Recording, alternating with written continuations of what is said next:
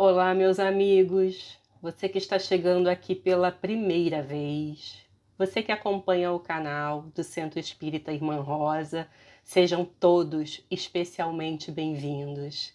E nesse início de novo ano, desejo que tomemos decisões, em especial a decisão de nos unir em sintonia ao nosso Mestre Jesus e nos manter com Ele, compreendendo o amor, a bondade e a justiça de Deus. Nesse mês, o tema central será a família, a onda do amor. Eu sou a Ana Luísa, colaboradora da casa, e quem falará para nós hoje com o tema Aquele que se eleva será rebaixado, será a Thelma Lopes, colaboradora do Jefa. Mas antes nós vamos fazer a leitura de uma página e a nossa prece inicial.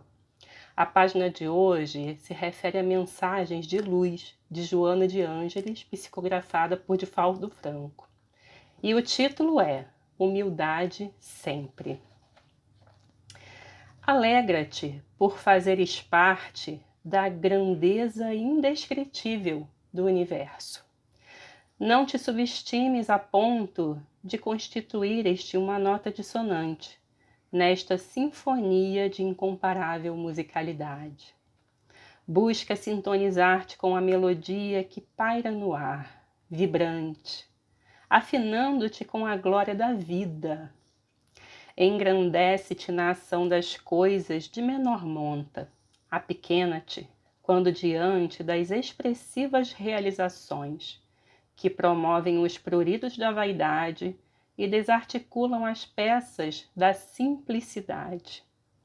No contexto das expressões do universo, tu és importante, traduzindo a glória da criação e evoluindo sem cessar. A humildade exterioriza o valor e a conquista pessoais, ignorando-se, irradia-se e fomenta a paz em toda parte. Jamais te deixes engolfar pela revolta que traduz soberba e orgulho. Quando alguém se permite penetrar de humildade, enriquece-se de força renovadora que não se exaure. Contempla as estrelas, mas não te descuides dos pedregulhos sob os teus pés. Sonha com os acumes esplendorosos das alturas. No entanto, não desconsideres as dificuldades, desafio da ascensão. O sol que mantém a corte de astros que o cercam desgasta-se lentamente. A tecnologia de tão salutares benefícios para a humanidade também responde pela tremenda poluição que ameaça a vida e a natureza. O metal que reluz se consome no burilamento a que se entrega. Só a humildade brilha sem desgastar-se e eleva sem pôr em perigo. Muitos falam, escrevem e traçam definições sobre a humildade, de que se dizem possuidores, ou que propõem para vivê-las os outros. Sê tu aquele que passa incompreendido, porém, entendendo o próximo e as circunstâncias, sem tempo para justificativas ou colocações defensivas. Segue a programação a que te vinculas com o bem, não descurando o burilamento íntimo, o sacrifício pessoal.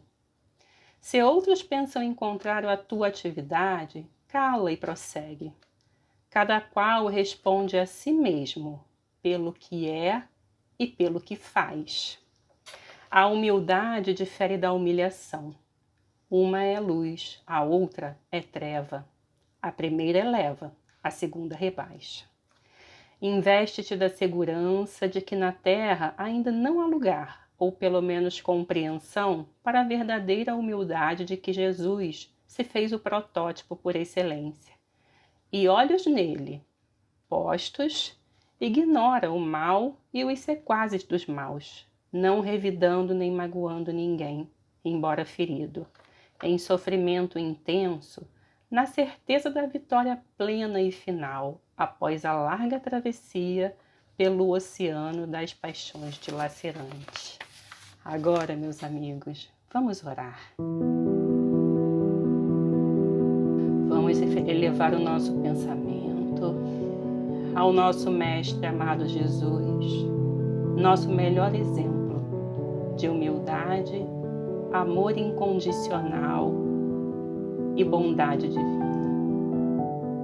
Pedimos a Tu, Mestre amado, que nos ilumine neste novo ano de vida, nesta nova oportunidade que temos de aprender o que Tu deixastes enquanto viveste aqui na Terra, para que possamos evoluir, nos aprimorar, e em gratidão estamos aqui hoje, buscando a nossa renovação, a nossa esperança de que podemos sim compreender o amor de Deus, a sua bondade e a sua justiça. Derrama sobre nós e o nosso lar as suas bênçãos e sobre a nossa palestrante de hoje, que trará o seu ensinamento e as suas palavras. Que assim seja, graças a Deus. E agora passamos a palavra para a Thelma. Olá, meus irmãos. É com alegria que mais uma vez aqui estamos nessa casa, matando um pouco a saudade que esse distanciamento social faz com que cada dia fique mais apertada, mas agradecendo a Deus essa ferramenta preciosa que a tecnologia nos oferece, essa possibilidade de encontro, de aproximarmos os nossos corações, mas sobretudo de refletirmos acerca da mensagem de Jesus, juntos, no momento em que nos unimos em oração, em que nos irmanamos num propósito comum. E nos foi pedido que trabalhássemos hoje o tema "Aquele que se eleva será rebaixado". É um tema que está presente no capítulo 7 de O Evangelho segundo o Espiritismo. E o capítulo 7 de O Evangelho segundo o Espiritismo é aquele que se intitula Bem-aventurados os pobres de espírito. É aquele em que Kardec e os espíritos superiores que o auxiliaram na codificação vão falar acerca dessa bem-aventurança. E é comum nós associarmos à expressão pobre de espírito um sentido muito diferente daquele que Jesus veio atribuir, a que Jesus veio atribuir. Normalmente é muito comum nós ouvirmos as pessoas falarem assim: fulano de tal é um pobre de espírito. Não liga não, ele fez isso porque é um pobre de espírito. E o sentido que associamos a essa expressão no momento em que a ela nos referimos dessa forma é exatamente aquele de dizer que o pobre de espírito é aquela pessoa que não tem muito discernimento acerca das coisas, é aquela pessoa que tem alguma limitação na sua capacidade de compreender as coisas e por isso age de forma equivocada. Mas será que Jesus iria prometer o reino dos céus a essa pessoa? Porque essa bem-aventurança é aquela anotada no Evangelho de Mateus, que diz assim: bem-aventurados os pobres de espíritos, pois que deles é o reino dos céus. Será que a essa pessoa balda de entendimento que Jesus prometia o reino dos céus? Nós vamos ver, auxiliados por Kardec, que não era esse o sentido que Jesus atribuía a essa expressão.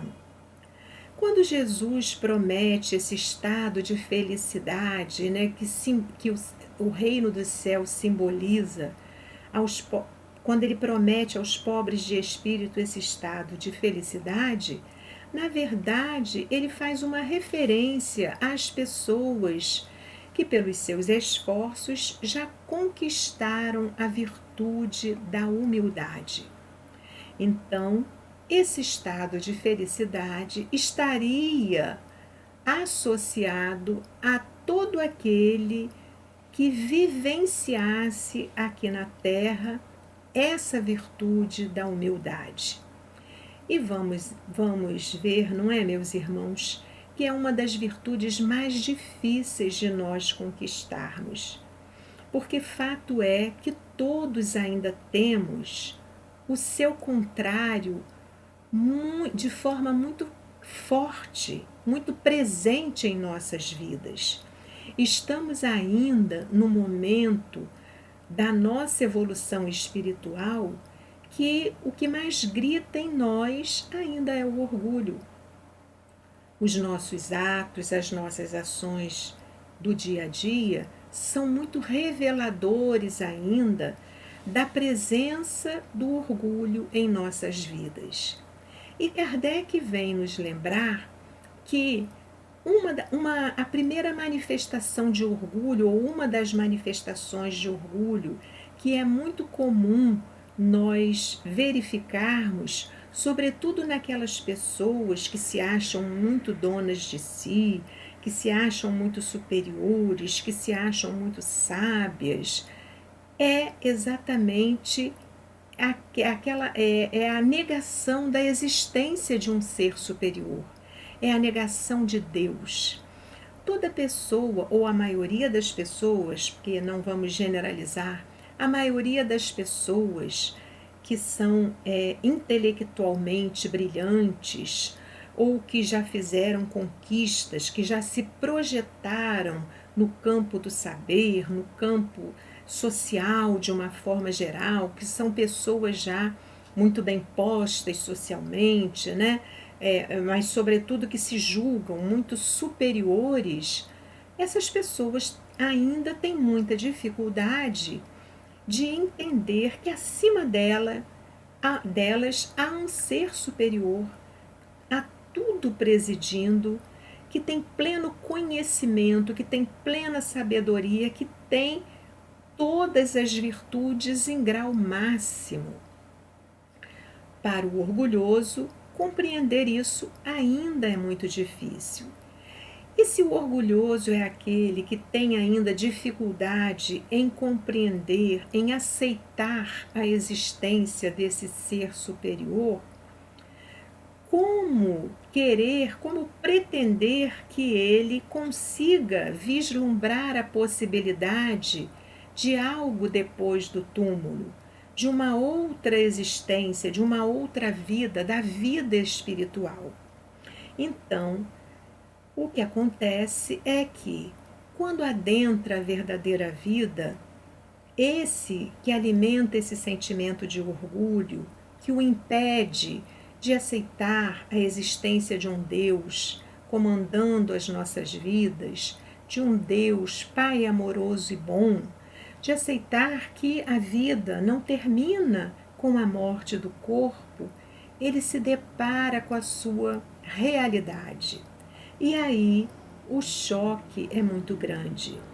Quando ele tem, ao transpor os umbrais da morte, né, da morte do corpo físico, o seu campo de consciência, o seu nível de consciência dilatado, ampliado, e ele se depara com a sua condição de miséria espiritual, ele, que se julgava tão importante, ele tem um choque muito grande.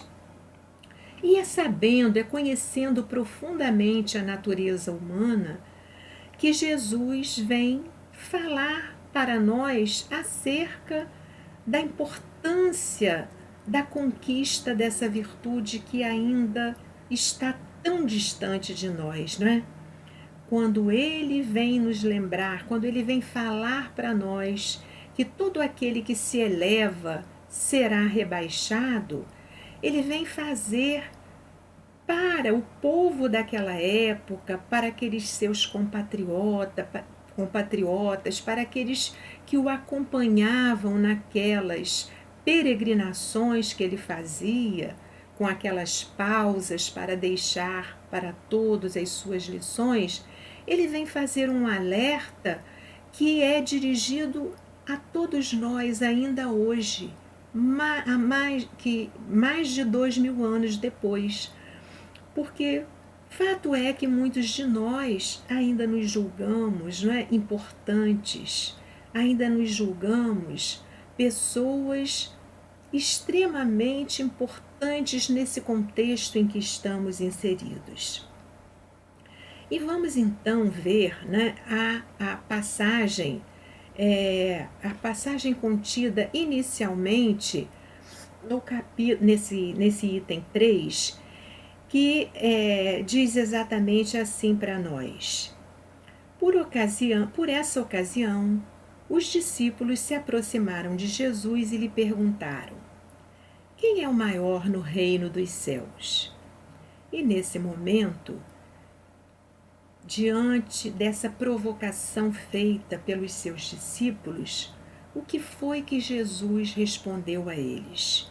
Qual foi a resposta que Jesus deu e que já havia dado em um outro momento, né? Jesus, chamando para si um menino, o coloca ali no meio daquele espaço, no meio daqueles seus discípulos, e diz assim para eles: digo-vos que, em verdade, que se não vos converterdes e tornardes quais crianças, não entrareis no reino dos céus. Aquele, portanto, que se humilhar e se tornar pequeno como esta criança, será o maior no reino dos céus. E aquele que recebe em meu nome a uma criança, tal como acabo de dizer, é a mim mesmo que recebe. Essa passagem está contida no Evangelho de Mateus, capítulo 18, versículo 1. Em outro momento, Jesus também já se referiu, já trouxe a criança para o centro da cena da passagem em que estava sendo narrada. Quando as crianças estão ali ao seu redor, os discípulos tentam afastá-lo e ele diz: deixai que venham as minhas criancinhas, porque delas é o reino dos céus. Não é? Então nós temos essas duas passagens em que Jesus traz a criança como símbolo de simplicidade, como símbolo da humildade, que todos nós precisamos perseguir se quisermos conquistar uma condição melhor em nossas vidas. Então, quando nós paramos para pensar nas atitudes, nos gestos das crianças, cada um de nós provavelmente tenha uma história para contar, uma história engraçada até, reveladora dessa pureza que a criança simboliza, né?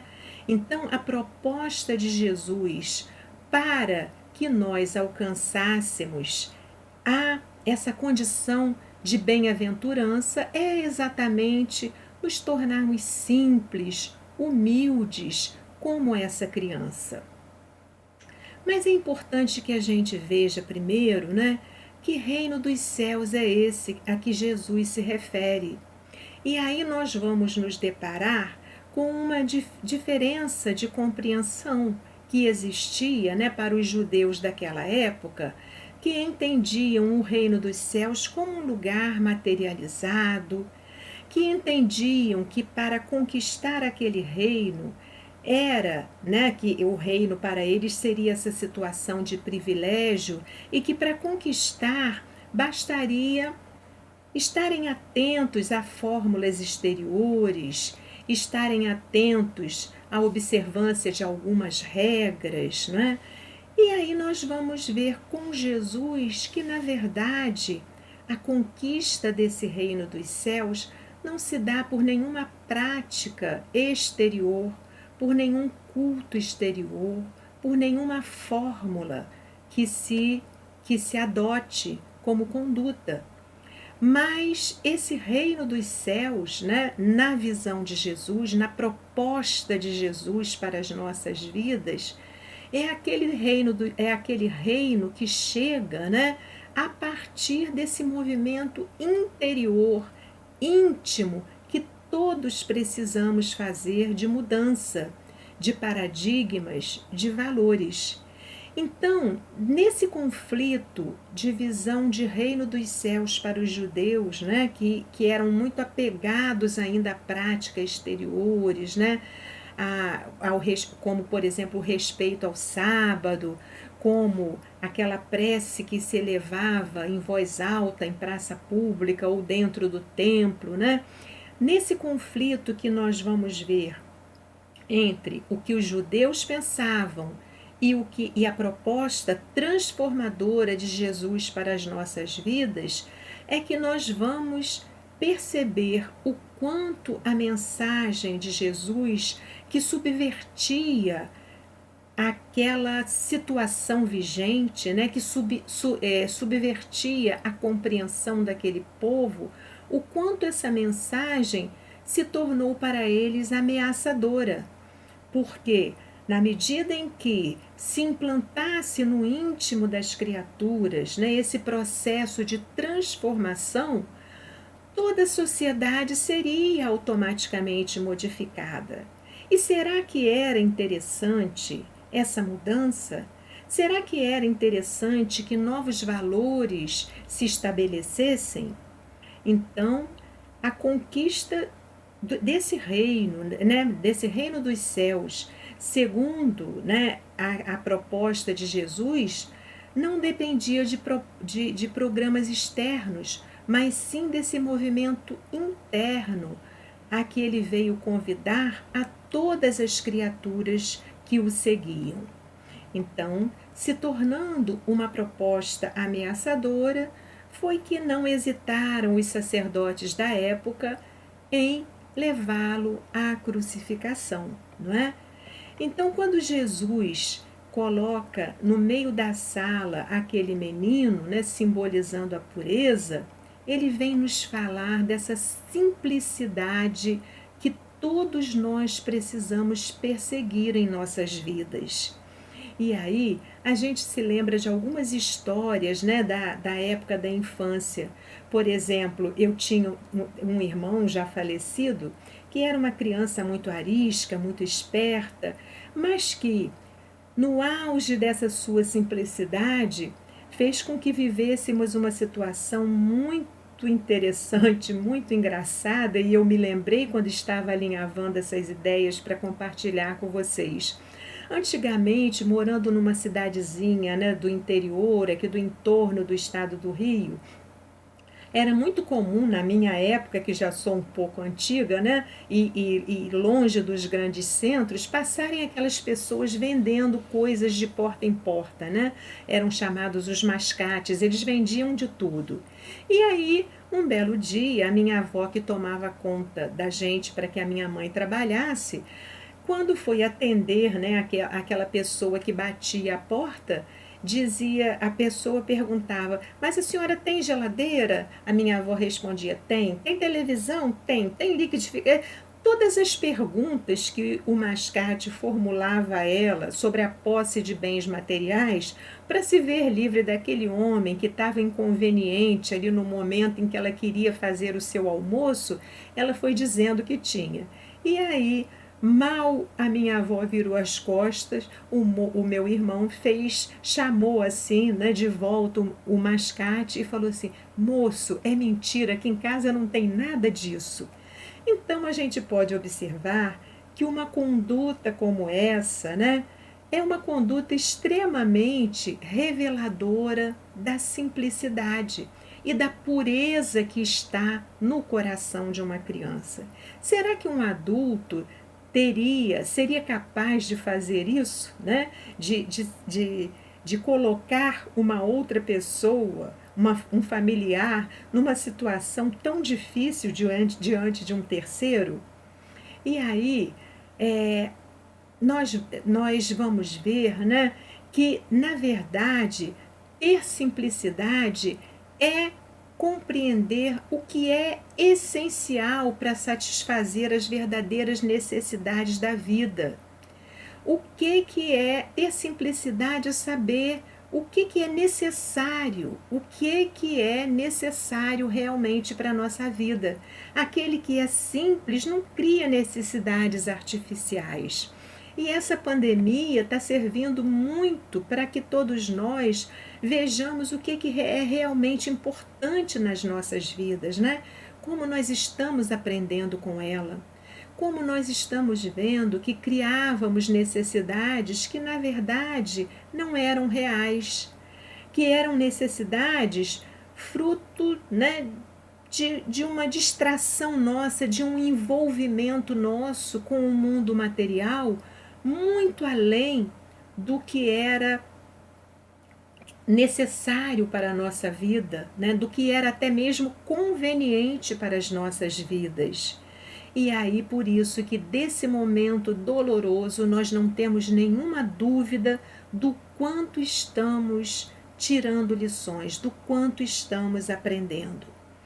Mas depois dessa passagem, né, que nos foi trazida pelo evangelista Mateus, em que Jesus se reporta à criança como sendo o símbolo, né, dessa pureza, dessa humildade que todos nós devemos perseguir, há uma outra passagem também, anotada também pelo evangelista Mateus, que vem corroborar esse ensinamento que Jesus propôs àquela época e que é tão oportuno ainda para nós nos dias de hoje.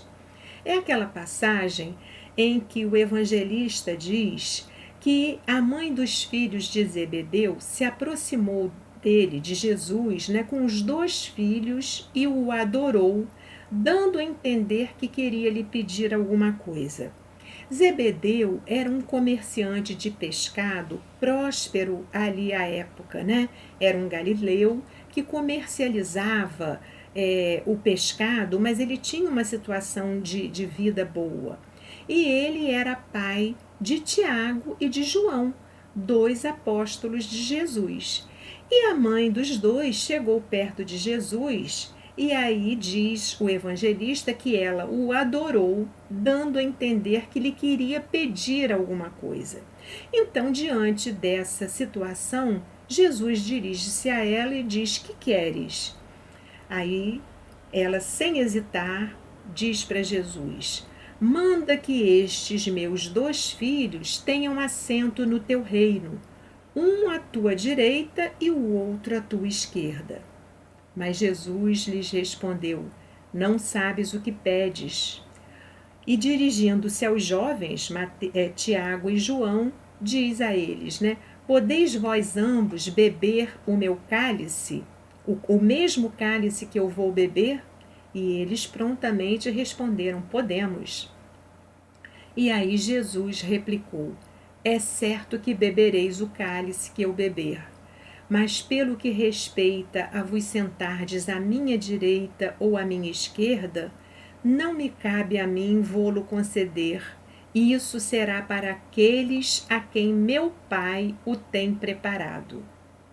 Ouvindo isso, os 10 outros apóstolos ficaram muito indignados. Como que alguém se apresenta ali diante do mestre querendo, né, pedindo a ele uma primazia, uma situação de destaque para os seus 2 filhos que faziam parte daquele colegiado, né? E aí, novamente, Jesus se aproveita do momento para trazer mais uma lição, não é? Diante daquela indignação revelada pelos apóstolos, diante do apelo daquela mãe que queria a primazia para os seus filhos, de um estar no reino dos céus ao lado de Jesus, ao lado direito de Jesus e o outro à sua esquerda, Jesus volta-se para os apóstolos e diz assim: "Assim não deve ser entre vós. Ao contrário, aquele que quiser tornar-se o maior, seja o vosso servo, e aquele que quiser ser o primeiro entre vós, seja o vosso escravo. Do mesmo modo que o Filho do Homem não veio para ser servido, mas para servir e para dar a vida pela redenção de muitos." Então, essa passagem tem umas coisas curiosas, né? Porque quando o evangelista diz que a mulher o adorou, dando-lhe a entender que queria pedir alguma coisa, nós vemos aí claramente, né, aquela postura de primeiro agradar, primeiro reverenciar, para depois fazer um pedido, né? Que ainda é uma postura muito própria de todos nós também.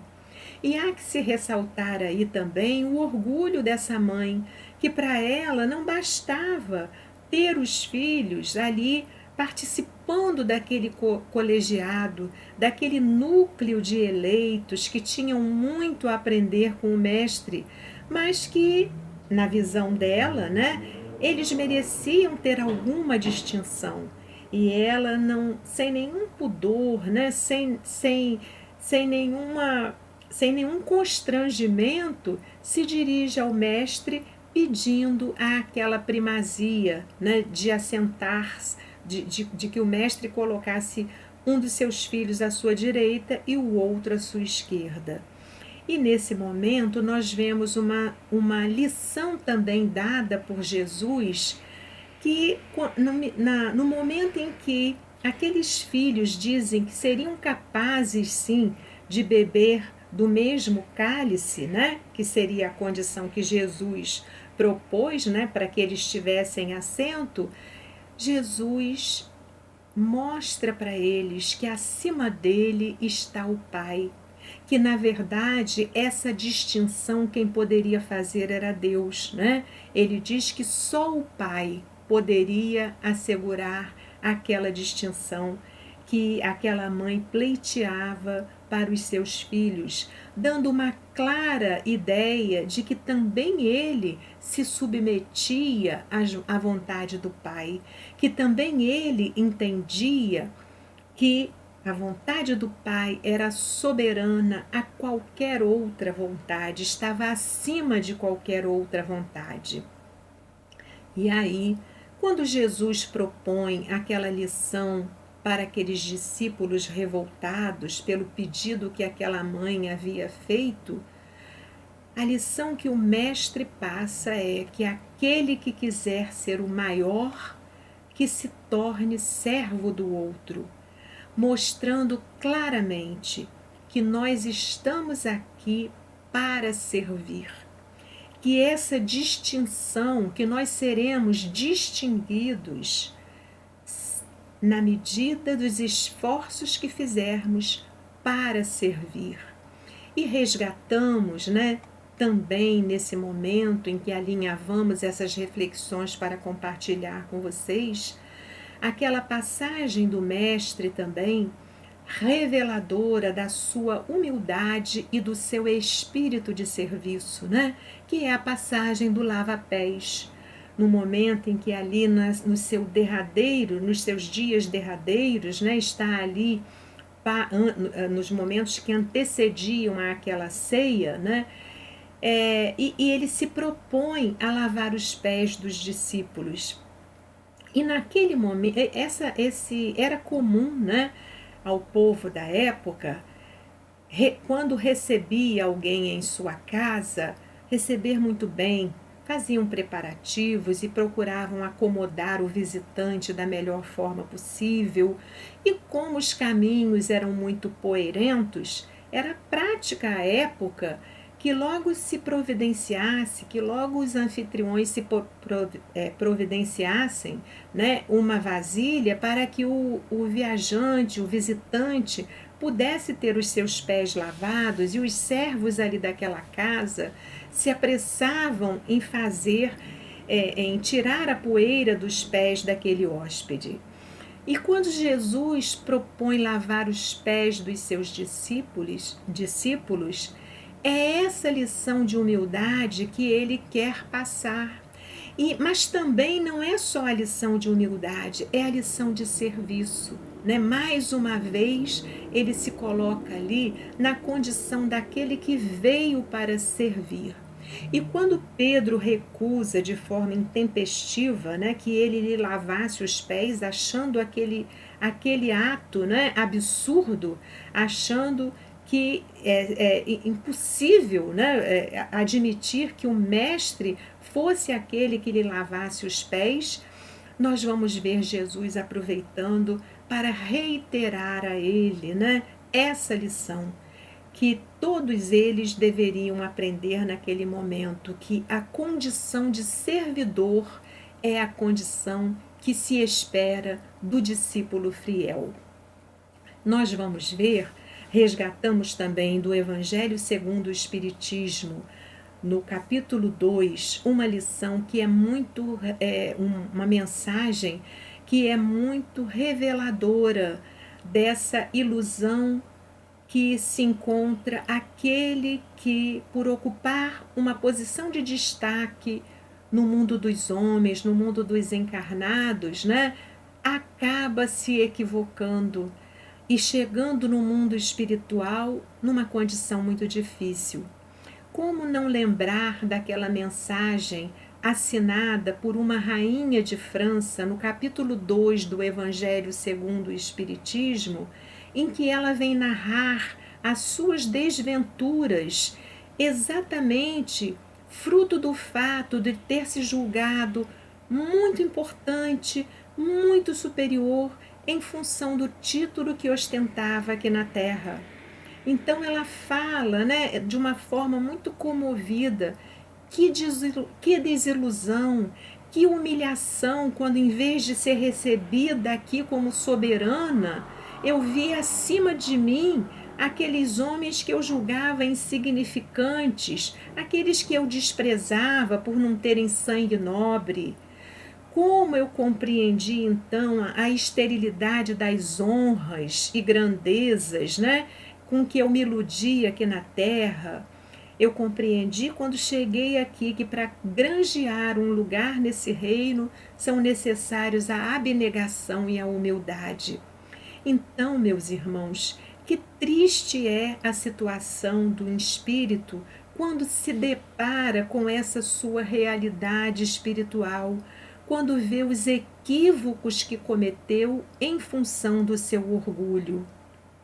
E aí nós vamos rapidamente para uma terceira passagem aqui contida no Evangelho de Jesus, dessa feita anotada por Lázaro, que é aquela em que Jesus, né, entrou num dia de sábado na casa de um dos principais fariseus para fazer a refeição. E aí os que lá estavam observaram, né, os que lá estavam o observavam.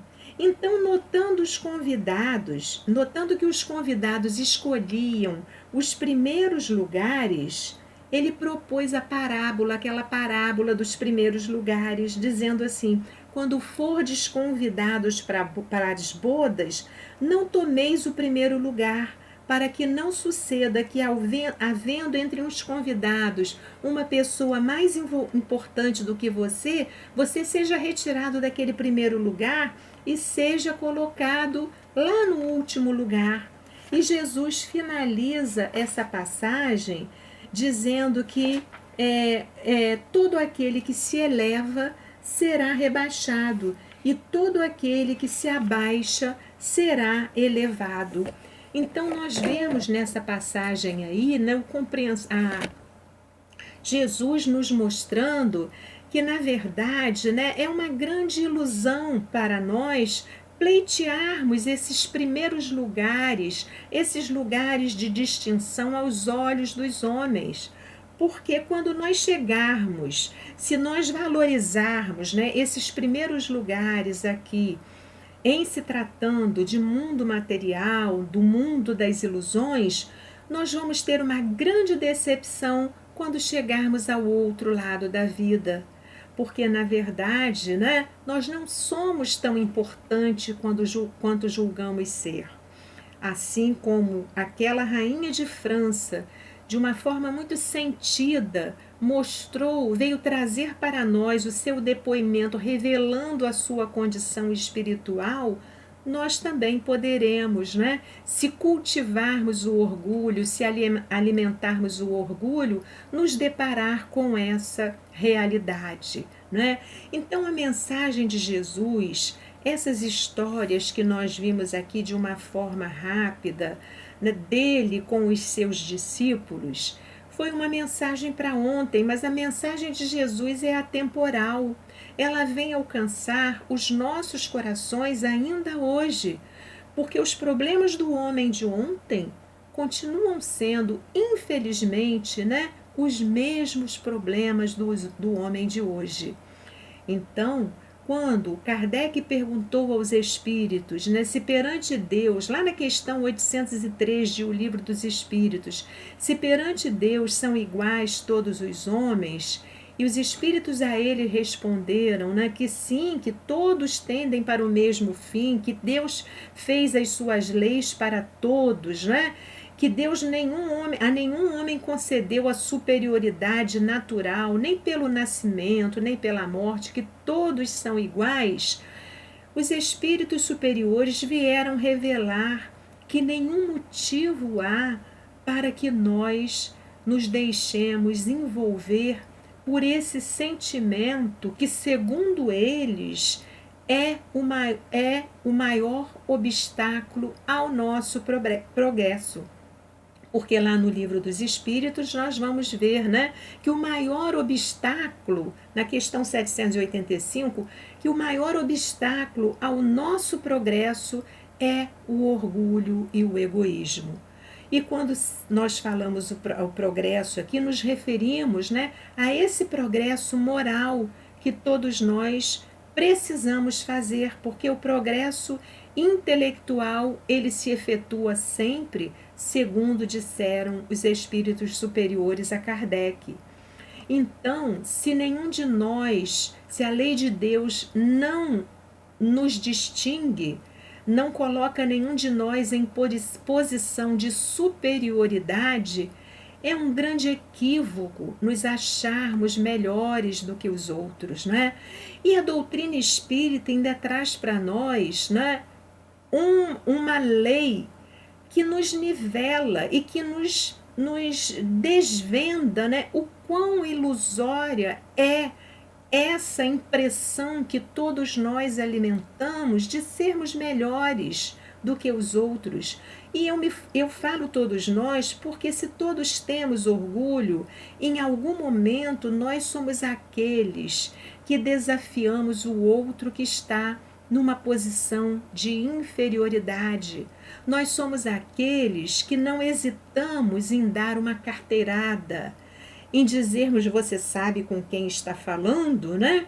Uma atitude que todos censuramos quando se faz presente aí nas mídias, mas que muito provavelmente em algum momento nós também tenhamos adotado como conduta.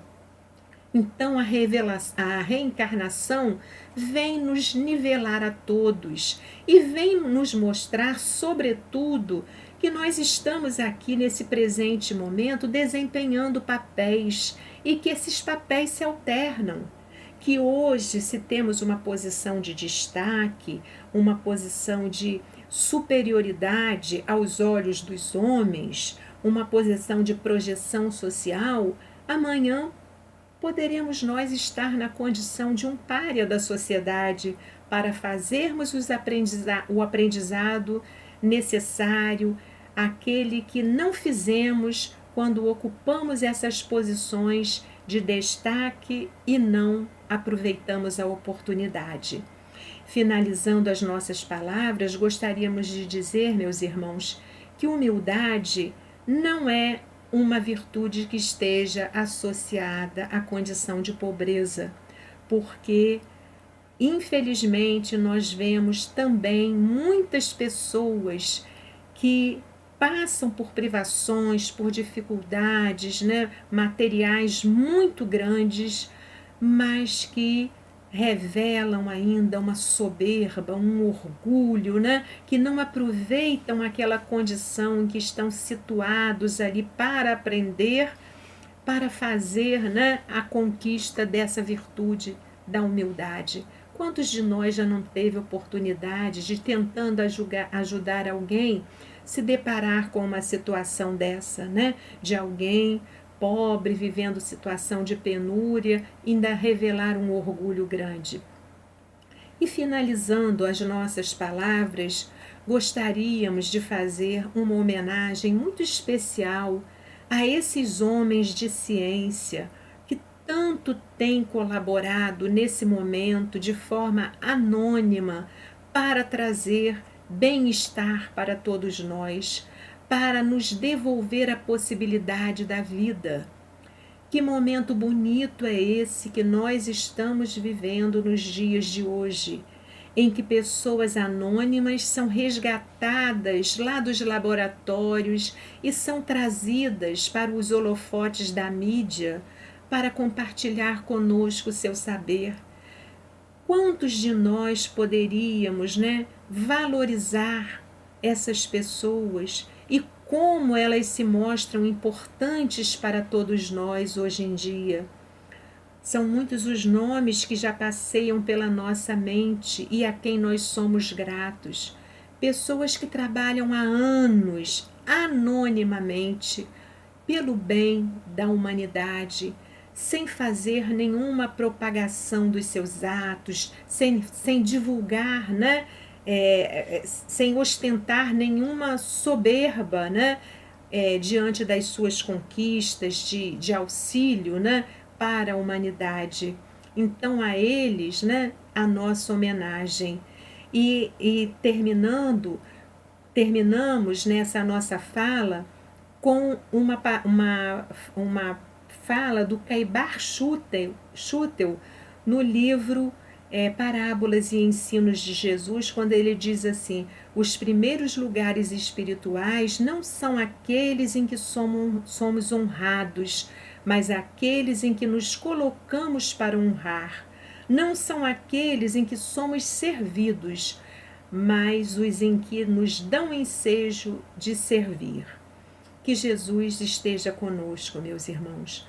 Nós vamos agora ouvir a prece que será conduzida pela nossa irmã Miriam, juntamente com a fluidificação das águas. Muita paz a todos.